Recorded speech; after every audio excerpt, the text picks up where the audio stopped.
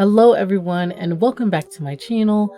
It's Sensei Pink, aka your favorite sensei, and I'm coming back to you guys for my Webtoons weekly review, week 30. Make sure you guys are following me on all my social media and make sure that you do me a favor and hit that like, subscribe, and notification button. For this week, I'm going to be covering Down to Earth episode 103, Suitor Armor episode 72, Lure Olympus episode 205, and Sub-Zero episode 144. So let's jump right into it.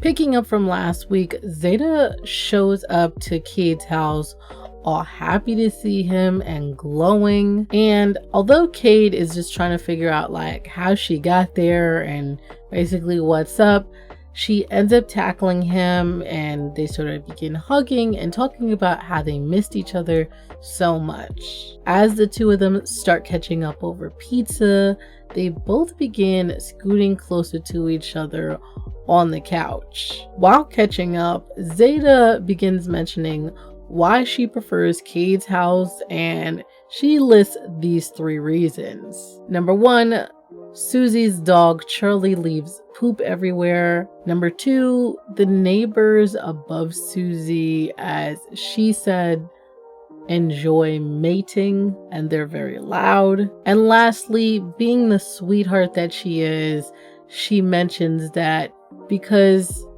Cade isn't there, Zeta's such a sweet cinnamon roll, I swear. After causing Cade to like catch the feels, especially telling him that, you know, she wants to be where he is, she ends up sharing the good news about getting the modeling gig. And although she's like kind of surprised that Cade is happy because she was like thinking, I guess he'd be apprehensive about it, he's just more concerned for her safety. On a side note, Cade is right to be concerned about her safety because we got that snake ass Stace always slithering about. I don't even know if his name is Stace or Stance. I just call him whichever one comes to my mind, guys. Now, after thanking Cade for basically being supportive about this whole situation, we then end this episode off with Zeta asking a really big question, and that is asking Cade whether or not he's ready for her to move back in. Guys, I swear to you guys, like, I absolutely adore seeing Cade and Zeta together, and as much as I know I love seeing them together, I know that it can't happen yet. Like, something has to happen. Like, Delilah, you know, she just has to probably stick her head in this and mess it up for my two to come together. But I'm okay with that, you know, as long as they come together in the end. Alright guys, so here's my thoughts for next episode. We know that Zeta wants to move back in with Cade, and personally, I think as much as Cade wants it, he does know that he needs this time to heal, and he's probably going to tell Zeta that he's just not ready yet. I mean, I completely agree with if he declines, because honestly, he's been using Zay as sort of like, I don't want to say a romantic outlet, but some of his romantic feelings and some emotional feelings have sort of just been pushed onto her. And even though she's not his girlfriend, he sort of acts like it. In some ways, I don't think he means any harm, but then at the same time, he's just not sure of his feelings for her. I feel like, you know, maybe he's mixing them up with his past feelings for Delilah. So what I really want is just, number 1, him to just clear his feelings so that when the time comes, he can actually give his true feelings to Zay. They have no connection with Delilah whatsoever, and we can call it a day. On a side note though, because if my boy Cade, you know, doesn't get his feelings straight and he wants to keep playing around, you know, and making my girl Zeta get all the butterflies and feels and stuff, I'm gonna have to pull up to Pookie's house and have her make the cardboard cutout of Cade so that me and him could go toe to toe, because he can't be doing that to my girl. You know what I mean? Like, no, Pookie, don't make me roll up to your house. But I will for my girl Zeta. And that's on period. Jumping into this week's episode of Suitor Armor, we start off with what looks like to be Norix having a dream. In this dream, he's a young boy and he's in a dungeon for some unknown reason, sweeping the floor, and from this door in the dungeon, he hears people yelling and screaming for help, and after inching towards it, some arms just randomly fly out. They begin grabbing him and basically asking him, like, why didn't he help them? And eventually the arms begin to like take shape of Norix, with Norix telling him, Modius telling him to wake up. After being woken up by Modius, Norix just begins reeling from the shock of such a crazy dream. Now, after cleaning himself up and getting himself together, him and Modius discuss like why Modius woke him up, because in the past Modius never did that. Modius begins explaining that in the past he didn't know what was happening, but since he recently had a nightmare himself and he knows what it feels like, he knew that Norix was having a nightmare. After he tells Norix this, Norix is basically like, that's impossible, like, you can't even have dreams. But Modius is basically throws it out there like, you also said that talking was impossible and half the stuff that I'm currently doing now, so what's up? You're lying. As they continue to talk, Modius begins to ask Norix like if nightmares are like ever pleasant. Now, going into detail, Norix explains that pleasant nightmares are called dreams, and yes, sometimes they can be pleasant.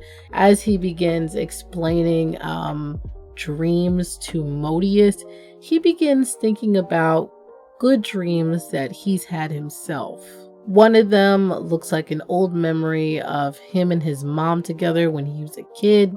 The second is just like him relaxing, looking up towards the sky. And the third is him getting hot and heavy with our girl Lucia.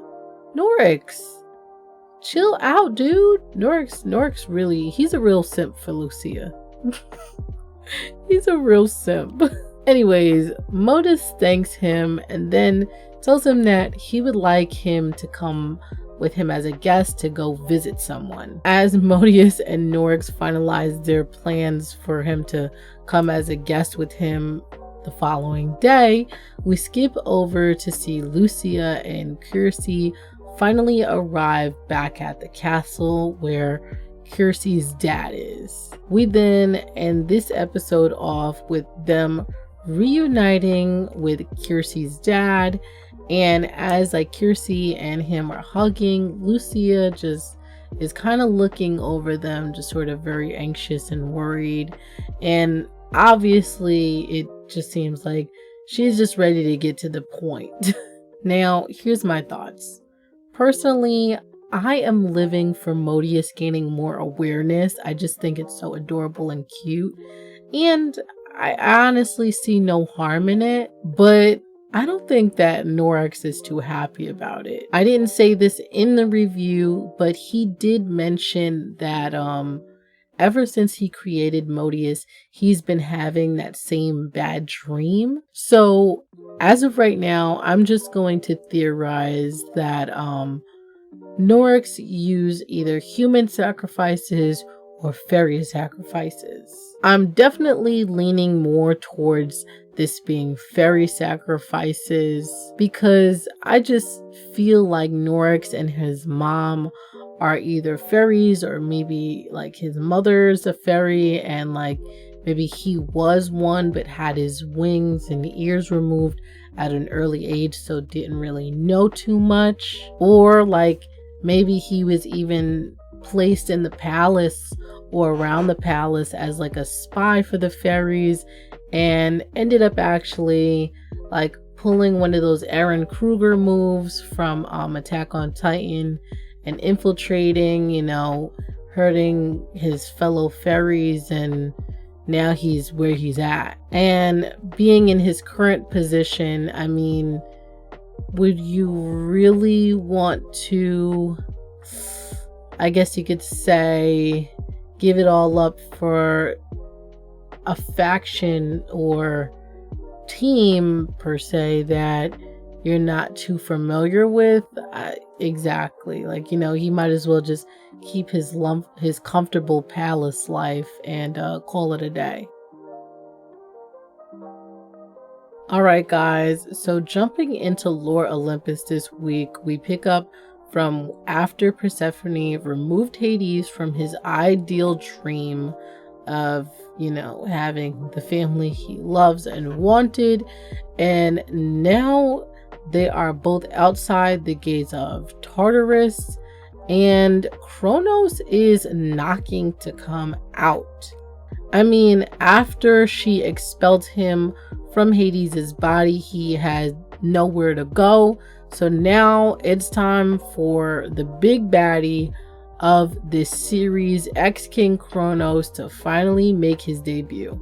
Now, as Persephone keeps trying to wake up Hades, Kronos begins escaping Tartarus, and as she just keeps frantically again trying to wake up Hades, Kronos finally gets out. Seeing that Kronos has officially escaped, Persephone just stops trying to wake up Hades, and like the bad bitch that she is, red-eyed Percy turns around and gets ready to face the challenge head on, and basically stands in front of Hades and is just like, do not come any closer and don't you dare touch him. Now, Kronos, who is not like the same size as Percy, he's actually in a Titan form.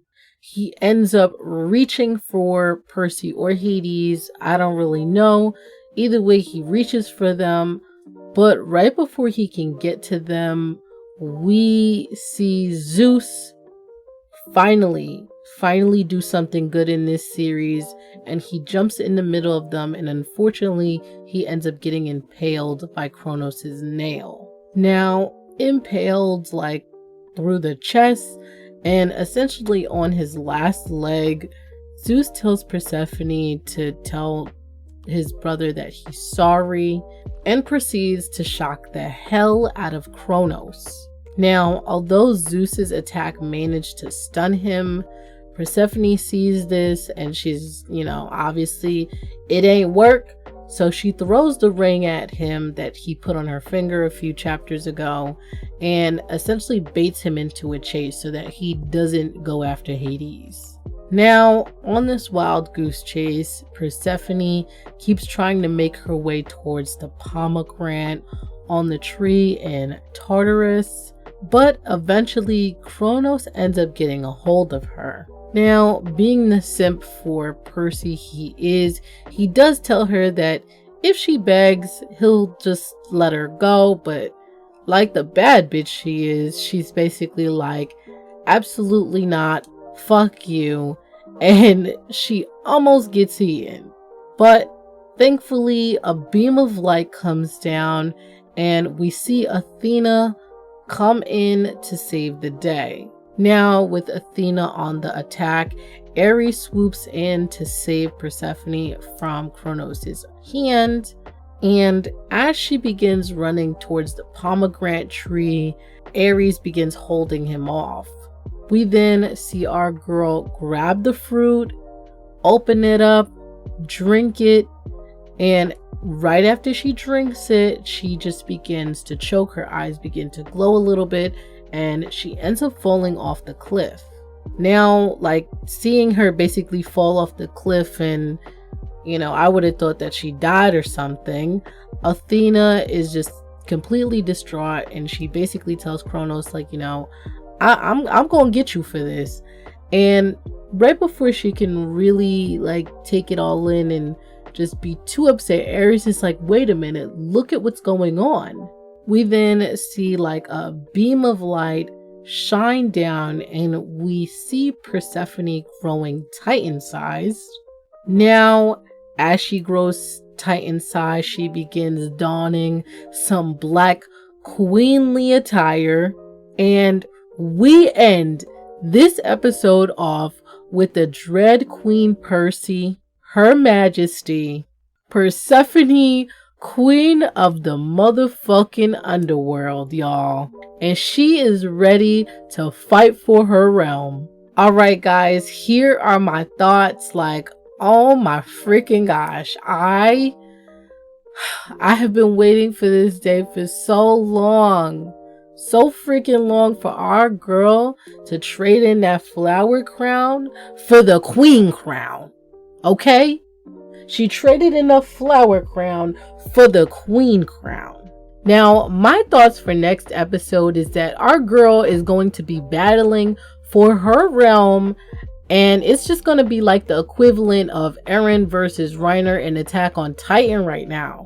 And I'm going to tell you right now, like, I ain't come this far for my girl Percy to not come out on top. And as much as I feel like, you know, I want to hope that everything's just going to be fine, you never know, because Apollo might just show the fuck up uninvited and help his great-great-grandpa or whoever win the fight. But I don't see any benefit to him actually helping Kronos win the fight, because if Kronos wins, he's gonna want Percy and Apollo wants Percy. So I really don't see the benefit. Plus, you know, I don't think that Apollo just wants to be king of the heavens. Like, he actually wants to be king of the gods. So I see definitely a conflict in interest there. Either way, I'm ready for Queen Percy, and I know that at some point, you know, Apollo's gonna be on his snake shit. So I gotta keep my eyes open. But in the meantime, let's all give it up for Queen Percy.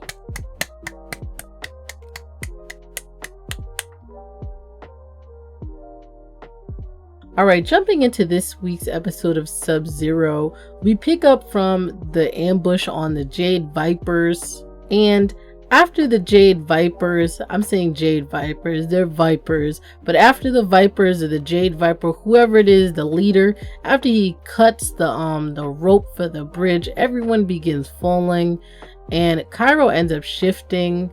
And although he doesn't want to save the governor at all, Clove ends up grabbing the governor to save him.